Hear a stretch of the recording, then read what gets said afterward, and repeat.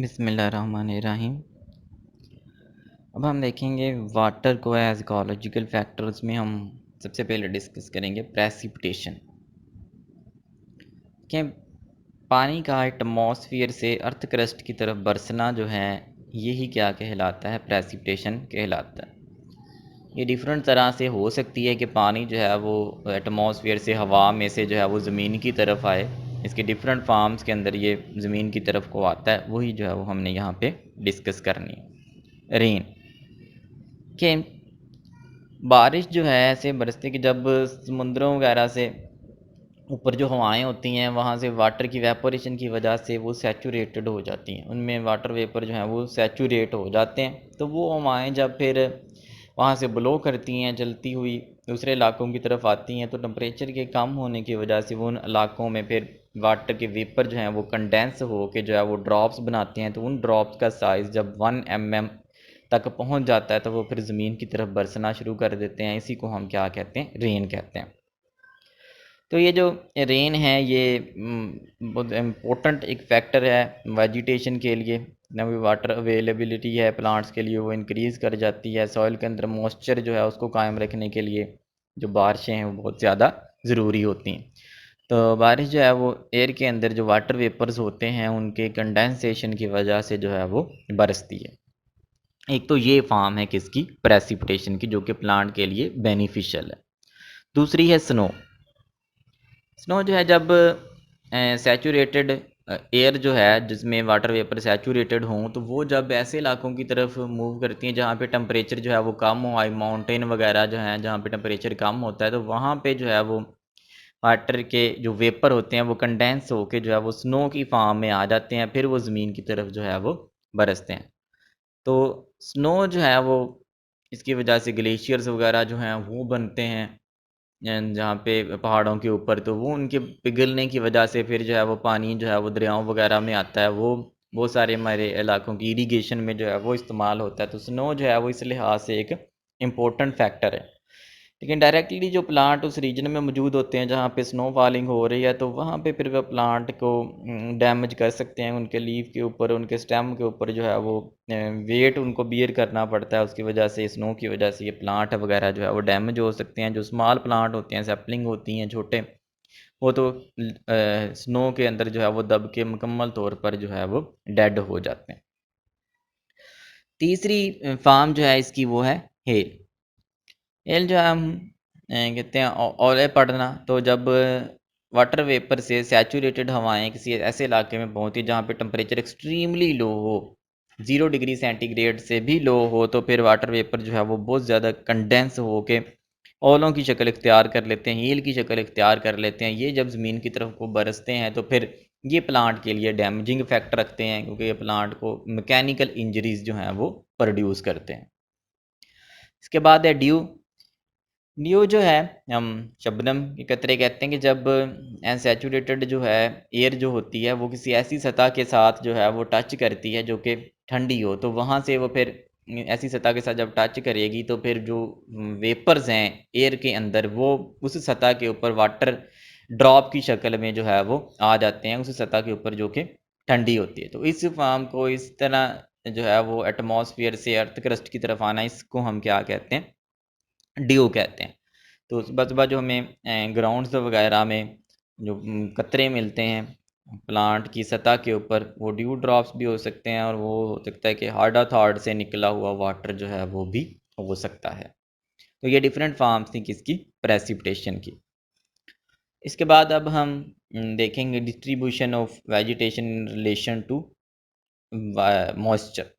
Moisture के लिहाज से हम प्लांट्स को डिफरेंट कैटेगरीज के अंदर जो है वो डिवाइड करते हैं। पहली इनकी कैटेगरी जो है वो है हाइड्रोफाइट्स।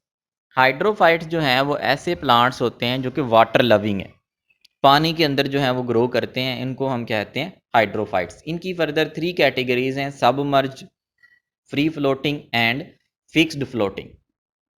इनमें जो सबमर्ज्ड हैं ये मुकम्मल तौर पर जो हैं वो पानी के अंदर मौजूद होते हैं। इनकी कोई भी चीज़ जो है वो आउट ऑफ वाटर जो है वो मौजूद नहीं होती।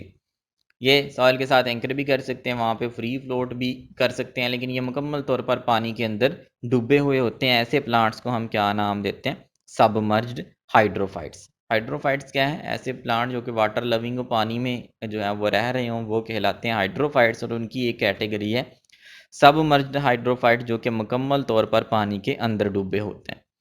इसके बाद दूसरी किस्म आ जाती है इनकी फ्री फ्लोटिंग प्लांट्स। ये ऐसे प्लांट्स होते हैं जिनकी रूट्स जो होती हैं वो सॉइल के अंदर जो है वो एंकर्ड नहीं होती, ये प्लांट की सतह के ऊपर जो है वो तैर रहे होते हैं। तो ये प्लांट जो हैं इनके लीफ वगैरह के अंदर जो है वो स्पेशल किस्म के हमने स्टोमेटा वगैरह अपर सरफेस के ऊपर जो है वो मौजूद होते हैं। हाइड्रोथॉट्स होते हैं जो कि वाटर को, एक्सेसिव वाटर को प्लांट के अंदर से रिमूव करते हैं। तो ये फ्लोट करते हैं पानी की सतह के ऊपर। इनकी रूट्स जो है वो किसी चीज़ के अंदर जो है वो एंकर्ड नहीं होती। फिक्स्ड फ्लोटिंग वो प्लांट्स होते हैं जिनकी रूट जो हैं ये मोस्टली किनारों वगैरह पे मौजूद होते हैं। इनकी रूट वगैरह नीचे वाटर के नीचे जो सॉयल वगैरह मौजूद है, जो सरफेस है, लोअर सरफेस जो है वो उस झील की, वहाँ पे जो उन्होंने अपनी रूट्स को सॉइल के अंदर एंकर्ड किया होता है और अपने स्टेम के ज़रिए से अपने लीफ को जो है वो सतह के ऊपर जो है वो फैलाया होता है। जब ये फिक्स्ड होते हैं नीचे सॉइल के अंदर जो है वो इन्होंने अपनी रूट्स को एंकर्ड किया होता है और अपने लीफ वगैरह जो है वो पानी की सतह तक लाए होते हैं। तो ऐसे प्लांट जो है इनको हम क्या कहते हैं? फिक्स्ड फ्लोटिंग प्लांट्स कहते हैं। इसके बाद आ जाती है इनकी कैटेगरी एम्फीबियोफाइट्स।